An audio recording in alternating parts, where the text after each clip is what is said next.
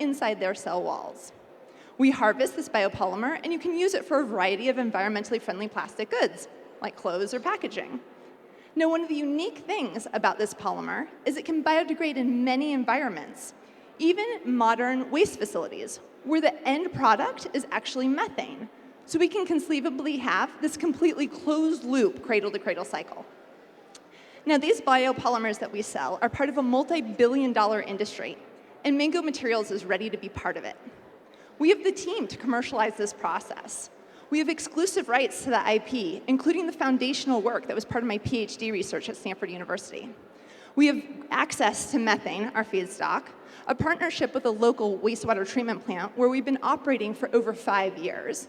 And we now have great demand from customers who eagerly want to try larger volumes of our material, including our newest formulation, which is a fiber replacement for polyester, which can be biodegradable, such as my necklace and earrings that I'm wearing today. However, we're now transforming out of the R&D phase and into product and application development phase. And to get to the next scale, we need your help. We're raising $7 million to build and operate our demonstration facility. We already have some money soft-circled from current partners, strategic partners who we're working with. But we really need these larger volumes of materials to work with our trial customers with, because the ultimate goal is to get purchase orders from them so we can eventually build our full-scale, first-of-its-kind commercial facility. Because our dream is to go big. Wherever there's people, there's generally methane. And wherever there's methane, there can be a Mango Materials production facility, not just in the US, but around the world as well. And this not only transforms a potent greenhouse gas into a environmentally friendly product, and transforms waste methane producers into regions of economic resiliency, but it creates this closed-loop cycle. Mango Materials is a company on a mission to transform the plastics industry, and with your help, we can have a more sustainable future. Thank you. Thank you, Molly. Good job, Molly. That's a tough pitch to do so quickly. So I was just curious about your customers. Who right now are your largest customers? So our largest customers in terms of money coming in is from actually folks in the fashion industry. So they're interested in either the biopolyester solution for fabric textiles, and the same customer also has a footwear application as well.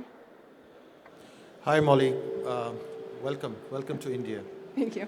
Very compelling pitch. The question I have for you is that you're moving from R&D phase into actually commercializing the entire product. Yep. Have you thought through on the go-to-market strategy for this? Yeah. So we've some broad contours of go-to-market. Yeah, so our broad go-to-market plan is to partner with these early-stage development partners, because by working with the brand that's at the end of the value chain, they can actually pull the technology through. So what we produce, it's the raw material. It's the pellets, or in some cases, the fiber that actually goes to multiple middlemen. But in the end of the day, it's the brand that's selling the product. So actually, these partners that we're working with right now are the brands who are pulling it through the converters, the plastic formers, and the formulators. Thank you. Hi. I had great pitch. Thank you very much. I like the idea. I had two questions. One of them is whether or not the product is food safe. Can it be used to replace saran wrap on food packaging? And the other question is whether or not it's temperature sensitive for two applications. When you're selling the product to people or businesses are going to use your product and it's in transit, is there sensitivity to heat if it's in a container that gets to 200 degrees? And then the same question, if it's already being used, is there any temperature sensitivity? Okay, so your first question, yes, it is food safe. You would need FDA food contact approval, but that is easy to get with the polymer that we have. And the second question, yes, it is temperature stable while in use. It starts to melt at about 185 degrees Celsius.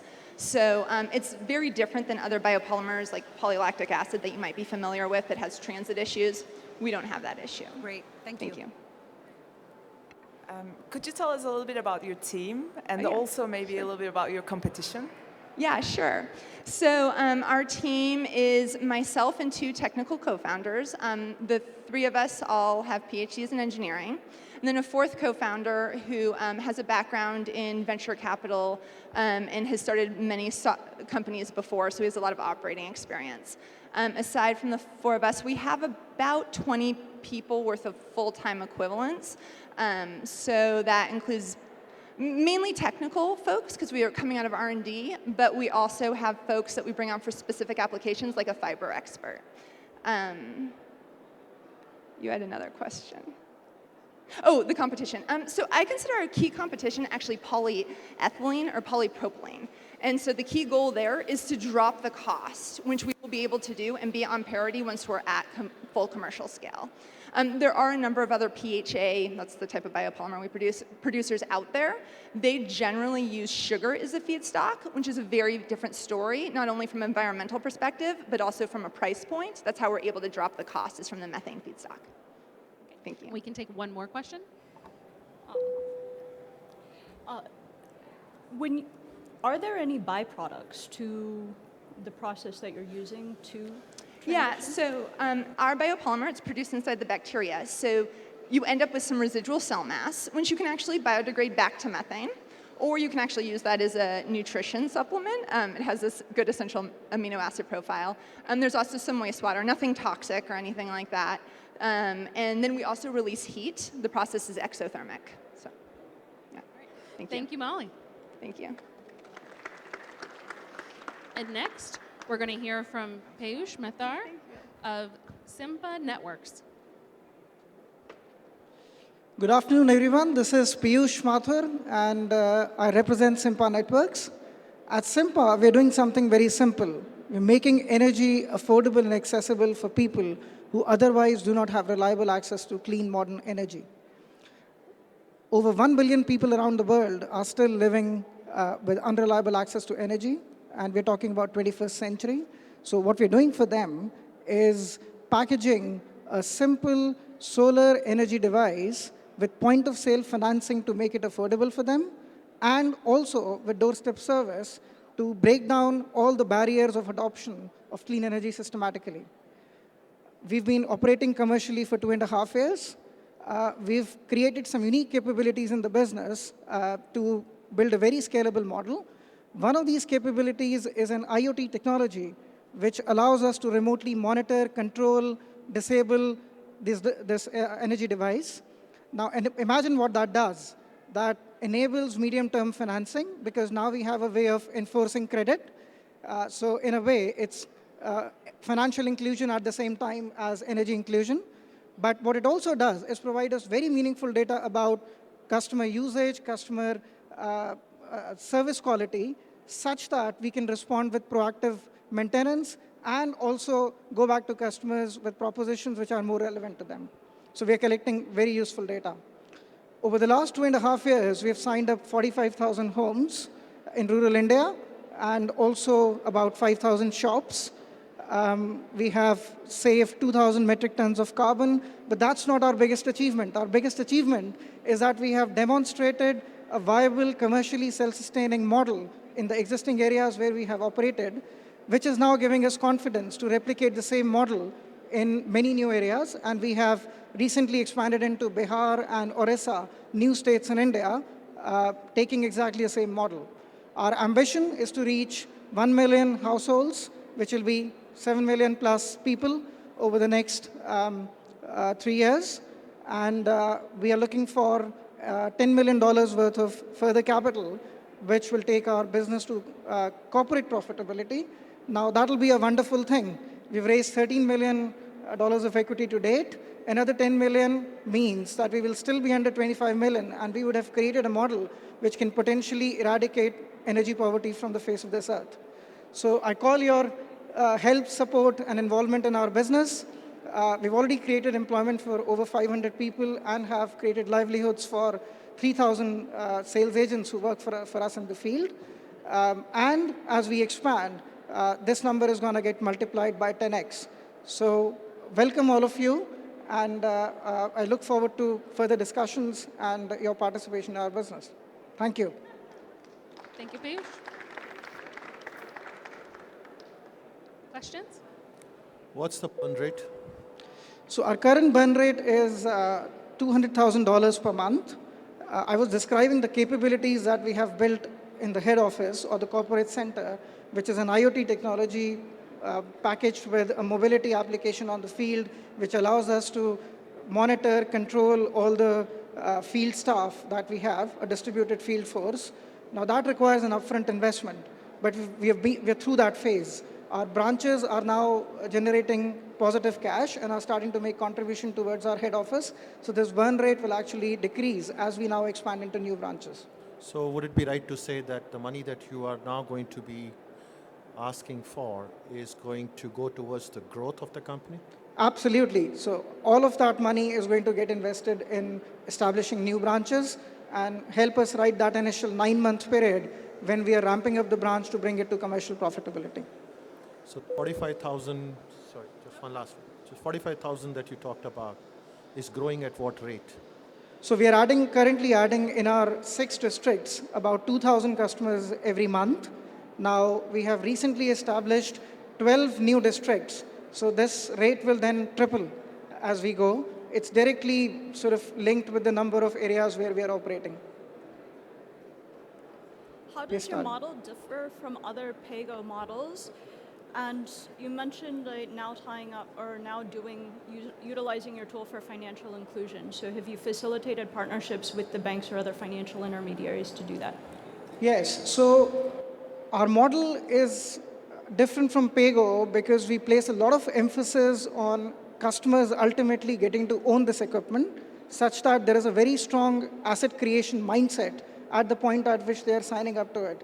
So we make a big deal out of making them realize that they're actually acquiring their own little powerhouse. And this has a meaning for them. So in that sense, it is not pay-per-use. It's a credit model, but enabled by PAYGO technology. You also asked a question about our financing strategy. So one of the things that we have succeeded in doing, which I think is pretty unique in the whole energy access sector, is that we've formed partnerships with domestic commercial banks, which are now helping finance end users directly. So previously we had to pass all the financing through our balance sheet, which obviously is constraining, but we have now championed a model which is direct end user financing, which is how all of us buy cars today. So we are transporting disciplines that are well established in other sectors into this sector, such that we can become a very scalable model. Just quickly as a follow-up, sorry. The financing that you're providing is only for the solar home system, or is it also for other uses afterwards? No, the financing that we're providing is only for the solar home system, but we present a composite proposition to a customer in which they're getting 3 elements. It's actually the energy device, the solar system, the financing, so the cost of financing, and also after-sales doorstep service.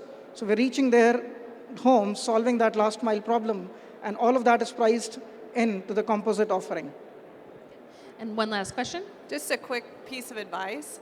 So instead of giving up more equity, there's 2 new mechanisms that are rolling out right now to combat climate change, particularly in the U.S. and then in the U.K. They're doing no finance loans for established companies that can prove that they're limiting climate, and then also impact investments, again, that are non-equity based. So we could talk after about what some of those funds are, because you have a proven model, and I think they're very appropriate for this versus you giving up more ownership. Thank you very much for that advice. Yeah, we'll take it.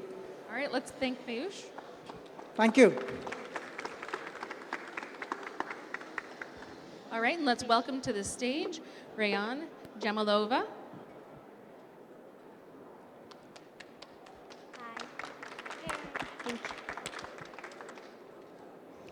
Hi, I am Reyhan from Azerbaijan. I am 15 years old.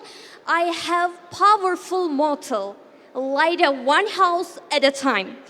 I am CEO and founder of Rainergy. We get electricity from rain. And today, I'm going to tell you how Rainergy works. Actually, research shows that during the precipitation, billions of gallons rainwater occurs over the world, which has huge potential if utilized in right way. So today I'll show you how you can generate energy using this potential through. Rainergy is designed to harvest energy from rain. We sell Rainer generator to low-income rural households to have easy access to energy for their daily needs at affordable price. Our product, Rainer generator, consists of 4 major parts. Rain collector fills the water tank with rainwater, which then goes through the electricity generated at high speed and generate electricity through the motion created by the wheel. Then this amount of electricity is stored in the accumulator for the further implementation. At the same time, we build little prototype at the laboratory, which lightens up 22 LED lamps, which is approximately 22 watt of power, while piezoelectric rain generator produce only 25 microwatt of power. So it shows that our model much more efficient in comparison with the similar systems. Considering that the price of general electricity is 25 cents per kilowatt and 5 cents per kilowatt for solar panel in many countries. But we created much sustainable solution for our target market. Compared to other current alternative energy solution, Rainergy offers the same amount of energy at cheaper price. Based on our research, our total available market is about 1.5 billion people who lives in rainy countries. In these countries, 33 million people lives in rural areas who has no or very limited access to energy. Therefore, Rainergy has huge potential to be painkiller for this segment. We also plan to sell our product to 2% of this segment. To construct and to use other current alternative energy solutions like solar panel, wind turbine is difficult. You need an electricity or energy expert for construction and using. But to construct and to use Rainergy is easy. Let's say Rainergy has easy construction compared to other current alternative energy solutions. This is the most competitive advantage of Rainergy. And we are a team of school children and experienced physics. And recently, we got endorsement from the Ministry of Communication and High Technology of Azerbaijan, and we just need $20,000 to launch our product. And we believe that skies have big potential as a clean energy source. Thank you very much. Thank you. Thank you, Rayhan. Well, you give me complete confidence in our world, so Thank you. You're incredibly impressive, and I think we can find you $20,000 by the end of this conference. Thank you. Absolutely. You just get. Wow. No, I just second her thought. You have made a very, very strong pitch. $20,000, I'm sure you'll easily find it here itself. Thank you very much. Thank you. Who are your competitors? Are there any competitors in this space? Okay, our competitors are a solar panel, wind turbine, as also piezoelectricity. But as I said before that, our model, we have prototype already. Our prototype lightens up 22 LED lamps, while piezoelectricity rain generator generates only 25 microwatt of power. So as I said before that, our model much more efficient in comparison with the similar systems. And also, one of our competitive advantage is you know that to construct and to use solar panel and wind turbine is difficult. But to construct and to use Rainergy is easier than others. So, yeah, that's all. Fabulous. Thank you. Thank you. So how large is this device and how much space is it taking? Okay, actually, the height of our prototype is 1.5 meter, but it's energy sector. So of course the size is not very small. The size of the real Rainer generator is big, approximately 10 meter height. Yeah, and also other things is very big. So we have this large box in the backyard that's collecting rain. Yeah, collecting rain, and then this rainwater goes through the electricity generator and generates electricity through the motion created by the wheel. And also then this amount of electricity stored in the gel batteries. So how long will those last? What? If it rains today, but it doesn't rain 2 days from Yeah, now, yeah, how long I know. is it stored? Will it Okay, store? I know. Actually, in rainy countries, there are 2 seasons. Rainy season and hot season. In rainy season, just we didn't calculated the exact number, exact days, but it stored electricity for a month, for 2 months, 3 Really? months. So people can use this amount of electricity when they need. Very good. Thank Great you. job. Thank you. Yeah, okay.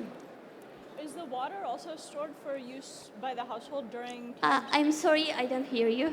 Is the water also stored for use by the household at a later time? Water? Water, I don't understand the question. Is the water that is stored in the tank that goes through the generator reserved for use at a later time during the non-rainy season? Yeah, yeah. You're from Azerbaijan. Yeah, Could you yeah. tell us a little bit about how you came up with this idea? And I'm guessing you're not one of those countries, right? Could you tell us a little bit more about the market and where you're thinking about starting? Our market target. Okay, actually, Azerbaijan is not rainy country, so we just plan to launch our product in global market because it is actually for rainy countries like some parts of India, Indonesia, Philippines. So as I said before that. Approximately 1.5 billion people lives in rural areas, lives in rainy countries, and according to our calculations, 33 million people lives in rural areas who has no or very limited access to energy. So Rainergy has huge potential to be painkiller for this segment. So we also plan to sell our product to 2% of this segment. And also, recently we got endorsement of the Ministry of the Communication and High Technologies of the Azerbaijan, and they said that they will help us to launch our product in global market. The brand under the brand Made in Azerbaijan. Thank you. Let's thank Rejan. Thank you. And let's welcome David Ochi from Convert Coal.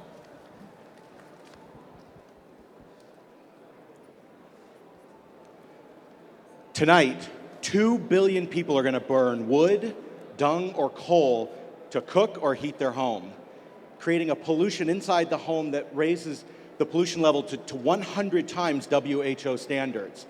Unfortunately, women will disproportionately bear this burden, dying at 4 times the rate of men in the similar situations. Why is this the case? Well, almost 2 billion people have little or no access to electricity, and solar stoves and similar technologies have had a terrible time getting traction because of their costs. Now, on the utility level, power plants and their regulations are being threatened with shutdown. 40% in India are threatened with shutdown because of the challenges with regulations. As a result, what you're finding is lowered electricity availability, and then on top of what you do with that, now you have a challenge of how do you get it so that you can get this fuel to them in the right ways. The WHO anticipates with all the new technology that's coming out, including some here, there are going to be more people in 2030 burning dangerous fuels for fuel or for food in 2030 than there are today because of population growth. So how do we get it so that technologies of today, the fuels of today, can be clean while we wait for these emerging technologies to come true? Hi, I'm David Ochi of Convert Coal, the only company that takes coal and cleans it before it's ever burned, and in the process creates 2 clean fuels. First, clean briquettes for the home with no change in user behavior required. And second, a fuel replacement for power plants that makes them environmentally compliant. What you have now is a smokeless fuel for homes and energy compliance for power plants. That's not even the best part. We actually, as a byproduct, create synthetic crude oil, which then our clients, these power plants, can sell on the open market, giving them a 23% per year ROI on the entire project. So think about that. We just turned compliance for our clients into a profit center instead of a line item cost. Nobody can do that. They all have a negative ROI. We have a positive ROI. They all require government subsidies as a result. We don't need a government subsidy now. We have 8 patents pending and a team of 8 with 200 years of experience in the coal business. We've invested a few $100,000 ourselves and are looking for $4 million to help us to get to first revenue next year here in India. On Friday, we're meeting with a licensing partner who has an interest in deploying this here in Hyderabad with groundbreaking next year. If they do that, their plant will be able to replace the toxic fuels in 8 million homes within 3 years. We started this company with the intent of saving the planet with the legacy fuels. We have now found a way to help homeowners where we can now change the lives of millions of women and children who have been damaged by the smokestack within their own home. So please, help us convert coal. Thank you. Thank you, David. First question? What interaction have you had with utilities so far? And what is your distribution strategy for the coal briquettes to households and price point for that? Great. So we have actually been working with both utilities, there's a myriad of companies, but utilities and coal mines are the key partners. In the case here, we're looking at a power plant that's owned locally here in this state. And the strategy is for them to be able to, we'll pull together money from overseas, supplement it with their own money, and be able to deploy it here as a sample plant effectively. We've had 9 utilities around the world in 4 different countries say we're happy to be plant number 2. And so we're very excited about the fact that this company has said we don't mind being plant number 1, which is great. Our plan for the distribution of the briquettes is they're already distributing briquettes and waste coal that isn't good enough to burn in a plant. They send it out into rural through programs here in India and other countries. So we'll actually just plug right into that same distribution network. Interesting thought, and seems like a thought that has a time dimension to it. As you rightly said, over a period of time, there will be other sources of energy that will come up. What's that period that you see for this company? So it depends on the source you look at. The coal companies estimate somewhere in the 70 to 90 year range. Solar companies and more government-based groups, for example, a group called IPHPW in Poland estimates that they're looking at somewhere around 50 years. So we're estimating that we have at least a 30-year life where we're receiving roughly 15 million per year per plant in royalties from this process. That's good. So whatever you do with regards to processing the coal before it is used by the consumers would obviously be taking the cost up, acquisition cost of the product. What's that incremental cost? So we actually build, basically, you have a mine where the coal comes out and you have a plant where it's burned. Yep. We build a plant in between. So there's a large capital cost, but what it does is it creates the clean fuel and it creates a consistent cash stream. Coal is far more reliable than solar or wind in terms of consistency. You can stockpile it, you can store it in many ways, and that makes it so it's consistent. So the incremental cost is actually that initial down payment. Once you begin operation, you're cash flow positive from day one because you're able to produce oil, and oil, it's a West Texas Intermediate synthetic. So its market value is, $55 a barrel today. No, my question was more with regards to the people who are consuming coal. They are paying X amount today because of this processing. There is a cost escalation. So what's that incremental cost? So you're talking about the briquettes for the homes. Yeah. Yep. We can make that so it's exactly the same price. In reality, if oil doesn't drop dramatically down to 20, we can actually give it away for free because the oil is the critical driver of revenue, not charging for the briquettes. Okay. Last question? I was just going to say that the UN has the Global Alliance for Clean Cooking. Yep. And I hope you're engaged with them because they could be a massive resource for you. Yes, and what they've done is they've agreed to have a discussion about this as soon as we've identified where we would like to do it, because they'd like to do the analysis based upon a specific location, not a broad technology. Okay, great. Thank you, David. Thanks. All right. And help me welcome Ajaita Shah from Frontier Markets to the stage. Over the last decade, I've personally worked in 5,000 villages in India, witnessing rural households suffer from darkness, fear, and instability.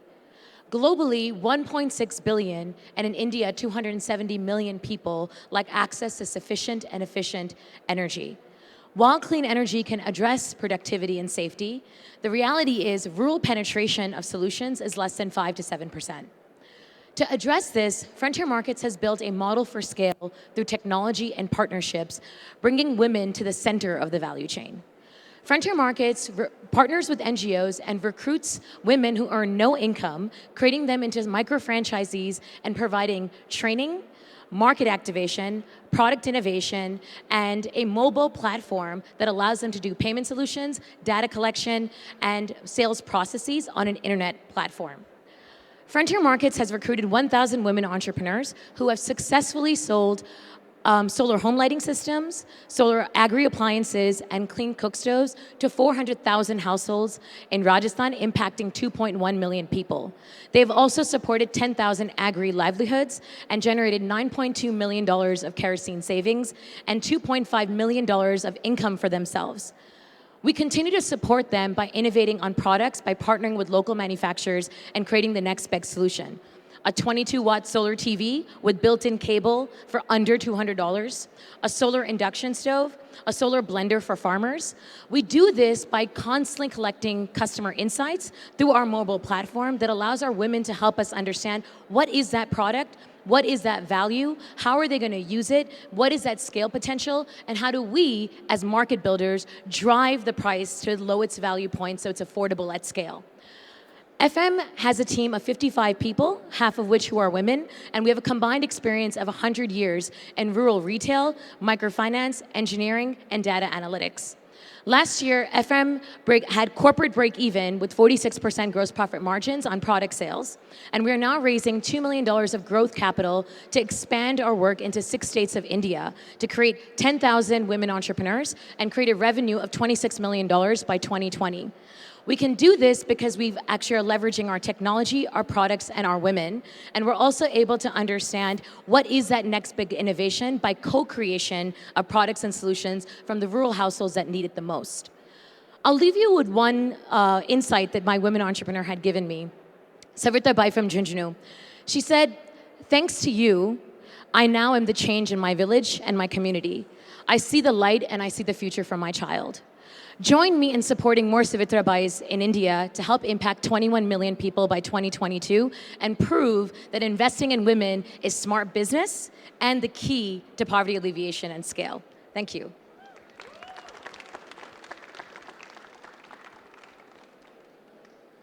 right, we're open for questions now. Jump in. So tell me your numbers again on where you already are. Where we already? Yeah. So today we have 1,000 rural women entrepreneurs. We have sold 400,000 different clean cooking solutions to households. The 2.1 million people impacted is in Rajasthan. It's 7 people to a household who are using the products daily, and we've earned a revenue of $1.5 million breaking even. And then what is the per unit? What do you sell them for, and what are the costs? So there's a blended different product basket. Okay. It's lighting systems to appliances to cook stoves.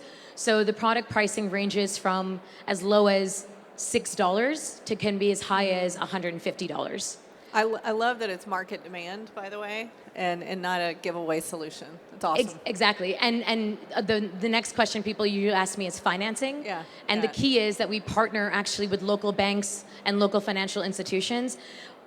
When you use customer insights to help financiers understand the value of the financial tool that you're giving to the customer, you're able to convert them faster, so they're able to actually afford the system at a larger scale. Well done.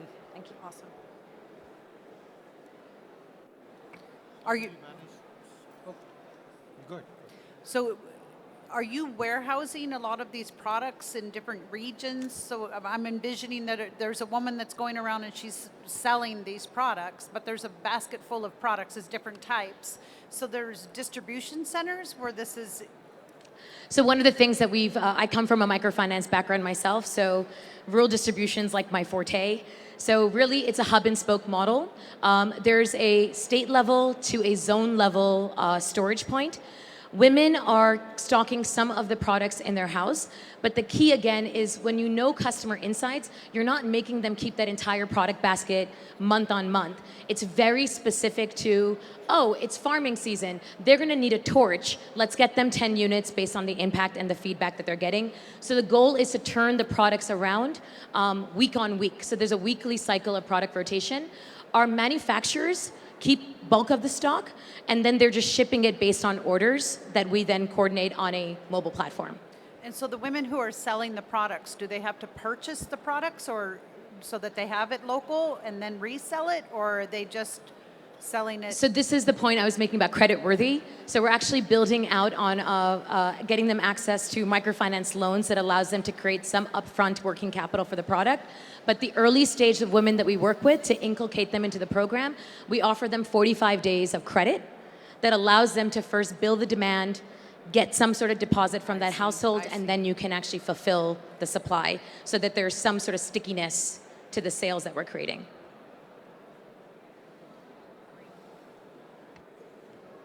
Any other questions? All right. Thank you, Jack. Thanks. All right. And let's welcome to the stage Oscar Espinoza of Pellet Mexico.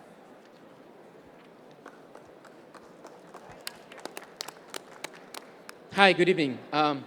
Just my firstborn child, Julia, was born 1 month ago. So I shouldn't be here. I wanted to stay home with her. But this stage and this audience helps me to think and act how I can inherit Julia a better world and a healthier earth. And we've seen the disastrous consequences of climate change in very different regions of the world, recently here in India. And the transition to renewables is an important part, and also the reduction of greenhouse gas emissions. Our company's contribution to this would be to develop in our country a whole new market, and that would be the bioenergy and biomass market. We will use the residue of harvest and the waste of the food production to produce thermal energy. The result of this transformation is the production of pellets and solid biofuels that will be used in industries, in the domestic sector, and in the tourism sector. We will achieve an organic combustion with neutral emissions, the reduction of costs around 40% for the industries, and that way we will increase the energy share in our country. To date, what we have is a regional model, which we have already built 4 companies. Each of these companies uses a different biomass to produce pellets, and by the end of next year, we'll be producing 5,000 tons of pellet already in these different 4 plants. After 1 year of work, we have the 4 different companies already constituted. We will initiate our production for next year, and we will be, after 5 years of work, we will produce 500 tons of pellets, and that way we will mitigate 3 million tons of emissions in Mexico. Till now, the revenue model is to sell commercialize the pellets by adapting the industries and the households to the consumption of these pellets. Our revenue for next year would be $1 million, and our net revenue after 5 years of work would be $13 million. The investment needed for these companies to work is only $3 million. We have already raised $750K, and we're willing to raise another $500 for 10% of our company, and that way helping climate change, giving a competitive advantage to our industries by reducing its emissions and their energy costs. Thank you very much.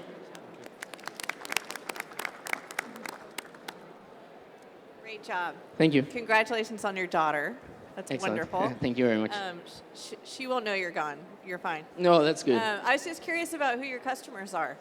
Yeah, well, there's different customers for each plant, but mostly we're going to change the productive process of mining, cement production, paper production, dairy production, food production, and the hotel industry mostly. And I said we will because we start production next year. I was gonna say, But who's we already buying it? have the intention of these clients to change their productive process to biomass. Got it. Thank you. When does your business become margin neutral? After 3 years. After 3 years? Yeah. And that's the time your revenue will be about 13 million, you said. After 5 years will be 13 million. So we would have already a revenue after actually 2 years and a half.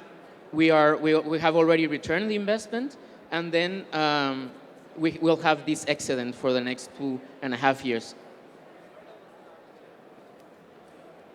How much of the equity have you diluted so far? Sorry? What's the equity dilution so far? For the raised capital that we had, we diluted ourselves only 10% of the, 30% of the company, and we are diluting another 10% for the 500K that we're asking. So the dilution is 40% in total. You said you created 4 companies. Yes. Could you give us the details of those? Why is there a need for Yes, of course. So Pellet Mexico is our company, and it works like a holding, and we participate of 51% of each of the regional companies because we partner with local producers and with local companies that are the owners of the residue. That way we guarantee the supply, the feedstock supply. So in Chihuahua, in Mexico, we will have a plant of 20,000 tons of pellet that will be done of pine tree, of the residues of the sawdust residue from the sawmills. In Veracruz, we would have a little plant of 3,000 pellets of bamboo. In Valle de Bravo, it's called in Mexico, we would do a program for the prevention of fires. And with this wood, we would do 33,000 tons of pine pellets. And in the north part of the country, in Sabinas, in Coahuila, we would use the avocado seed as a solid biofuel. And we're working there with one of the most important producers of food in Mexico. And they have the 50% of the guacamole distribution of the United States. They produce 30,000 avocado seeds as a residue. And for them, it's now a cost. And we will convert it to a very interesting business for them. I'd like to know more about your background Yes. and the competitors. Well, my background, I'm a philosopher, and I founded several companies. Before this company, I founded a consulting company. We did consulting, 10 years consulting in tourism, strategic communication, and urban development. And that's my specific background. My partners, one of them has been 12 years in the biomass sector in Europe, especially in Spain. And my other partner is also Spanish, is from Spain, and he's been also developing the biomass market there and in Latin America, specifically in Ecuador. And you asked me about the Competitors. yeah, my competitors. Well, we're the first company in Mexico producing pellet and solid biofuel. So we're the first to market. There's no production to large scale today, and we're going to be the first ones to do that. Yeah. Thank you, Oscar.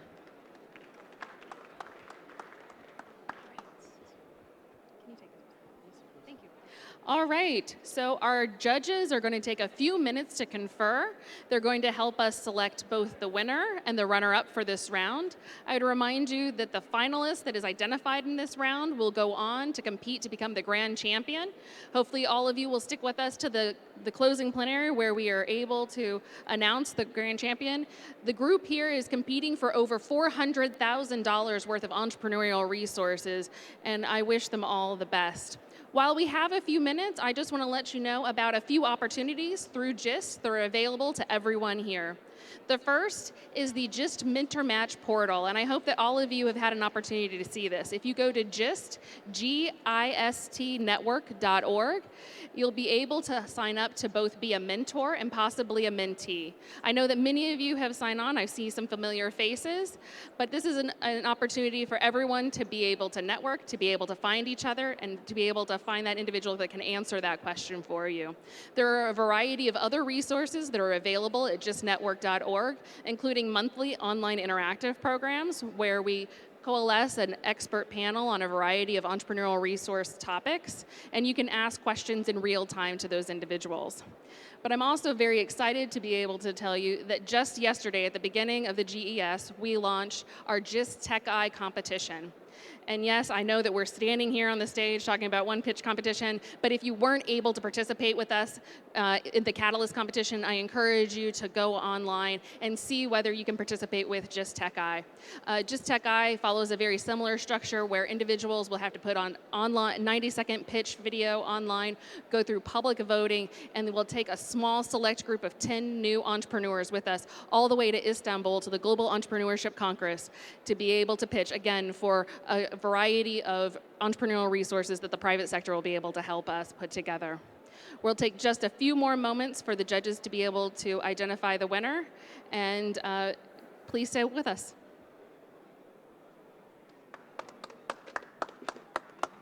Good job, you guys. I was just going to have to turn around and say, you guys all very amazing here. As we were just saying, a 3-minute pitch is like very difficult. We know that is like almost nothing. No, we were just talking about that. No slides, no practice. Standing up. I practiced a million times. No, you all did a really good job at sticking to time. Jace is our winner at hitting 3 minutes exactly. Like as she the last breath out of her mouth, my phone went off. So well, hey. It's harder because then it's 30 seconds. Yeah. And whoever is the person, definitely we also respect that doesn't talk to me, we'll figure out time to talk to a mentor to really get that 90 seconds. Yeah. But good job, you guys. That's so cool. I really wanted to say we weren't doing conferences. Like I really wanted to we can be working for